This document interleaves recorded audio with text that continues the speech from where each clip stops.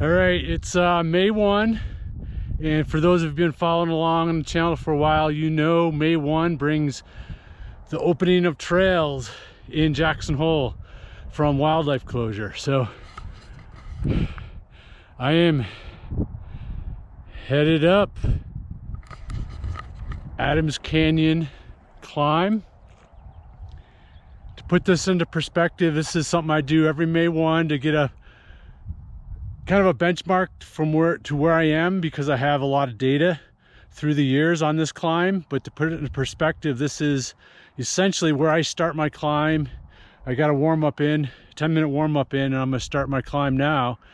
It is essentially a 1,400 foot climb in a mile. The gradient range ranges from 13% to 50%, and that it actually kind of starts out the steepest part, and then as you kind of get up maybe through the first quarter mile, it starts to ease up a little bit. So kind of the crux is right away, and then you try to maintain. And we'll probably hit some snow.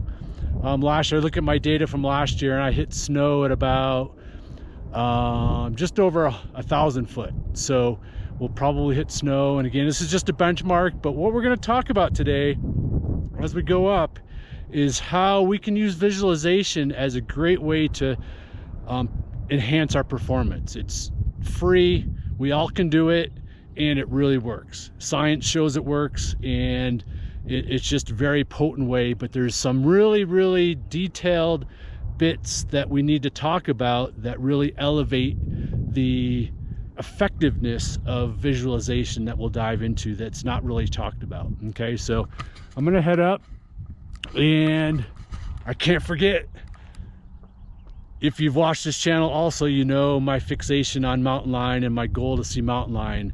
And one reason why I try to get up here on the first day is this is mountain lion territory, and it's quite often I'll see mountain lion tracks on the first day because they've had free rein before.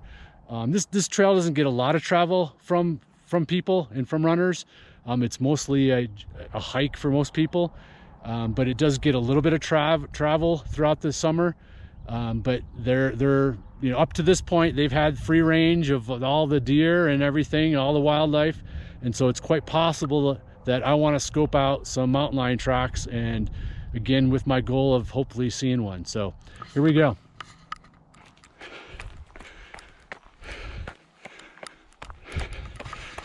Gets a little eerie in here knowing that there's mountain lions this time of day, but the key to this climb is trying to keep it as easy as you can for as long as possible, because there's definitely a blow up factor, and I'm just working on my cadence. You can see it gets pretty rocky, pretty steep right away. All right, let's keep going. Okay, this is where it's steep. I just try to keep my momentum, keeping it easy, focused on cadence.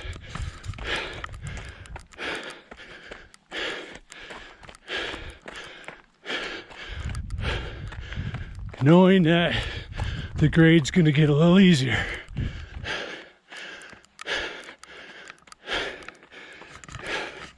Not feeling too bad. I've got it pegged just under threshold heart rate, which is key. I'm also watching my watts. You can now hear my breathing change. I'm at threshold right now.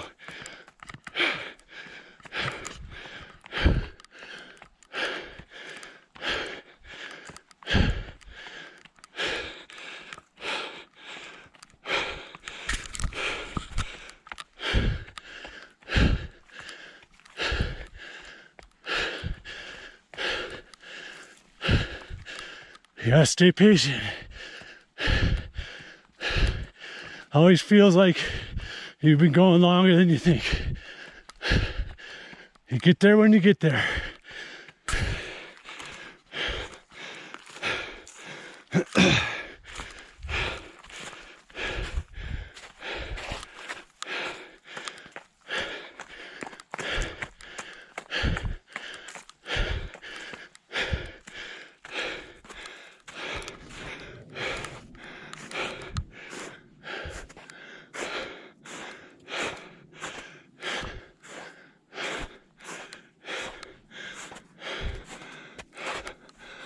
Let's see how far we can get postal, and it's gonna ebb and flow here with the snow.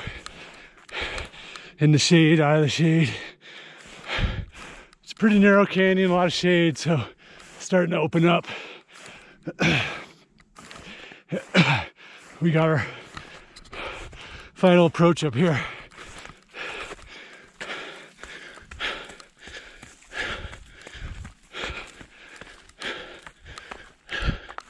Running when I can. All right, I'm hitting my lap button and gonna deviate. I think we're gonna hit a lot of snow in there, so I'm gonna go along this ridge, get up and over, so we can maybe get a little bit more dry, sun-baked trail up over this. It's good to get on some rock, test out the Dynafit shoes more.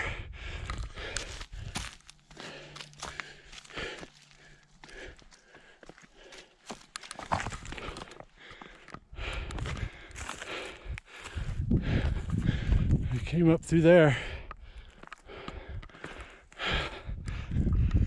All right, as you can see, this is all kind of north facing. I want to head straight through and to the right, which again is most north facing. So I'm today, since it's a reconnaissance trip, I'm just gonna head up where it's dry and get up high and show you the valley.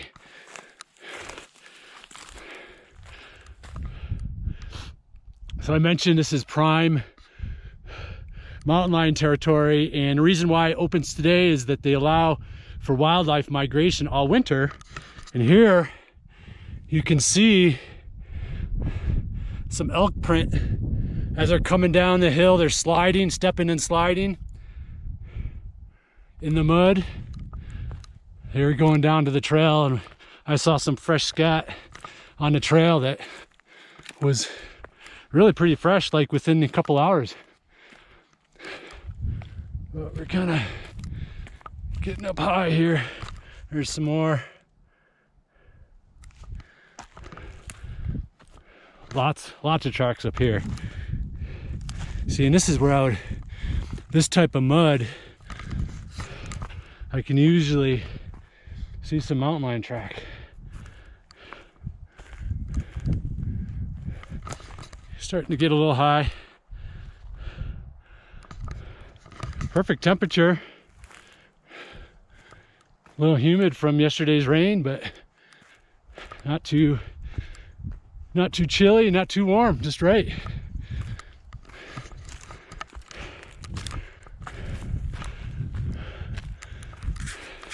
Might be able to run this part, yeah.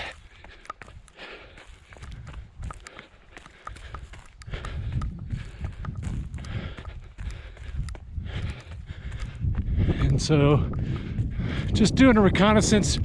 Tomorrow I might hit this ridge and go all the way across the ridge I've shown in previous episodes, and it does a big loop around to the house. But just checking things out today. All right, we're almost at the top, and I don't know if I spooked myself, but something's going on up here. I think it's just birds, but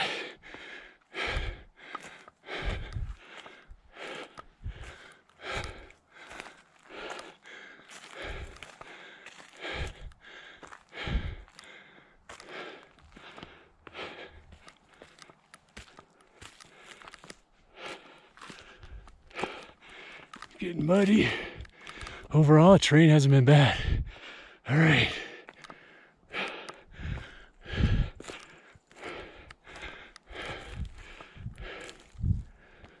Okay, so that patch of snow right there is my end of the climb. So I'm just gonna end it on this ridge here. And you can see the valley. Teton Pass is over that way. That's I don't know if you can see the road cut, that high mountain. The road cut's just to the left of it, Teton Pass. And the valley, our house is just right down there, a mile and a half away. So I'm gonna have a seat. And before I forget, let's talk about shoes. Today, I picked the Dynafit Feline, there we go, the Feline Up Pro. And I got these with hopes that they were gonna replace my Salomon. Again, I'll be doing full review once I get more time in them, but I've put enough time in them to know that they're exactly what I wanted. They're gonna be great for all mountain running, and I believe there's actually a little bit more comfort than the Salomon, especially the last two versions of the Salomon that became really pretty a harsh ride and for racing only. This has just a little bit more forgiving midsole that I really like. And again, initially the outsole is way more rugged. With the Vibram outsole, it's going to be more durable. And my pet peeve with the Salomon, the only pet peeve with the Salomon was that they just wore really quickly, because I used them for all my running rather than just racing. So again, that's on me. That's not the intended purpose, but now I can find something that's maybe just a tad heavier, but it's going to perform, fits almost better than the Salomon. And so far so good. I just need now to put longer miles in, then see kind of how the 3 to 5 hour deals feel. Okay, so all right, so getting today's coaching tip on top of Adams Canyon, first time this year. So what if I said there is something that you can do that most elite, most professional athletes, most high-end athletes do, that's free? You can do it anywhere. It takes no ability, just a little practice. And again, it's something that really has been shown anecdotally and, more importantly, scientifically to be super effective. Okay, this is something we all can do. And what is it? It's visualization. I mentioned it earlier. Okay, and we've all heard of it. You've maybe even tried it yourself.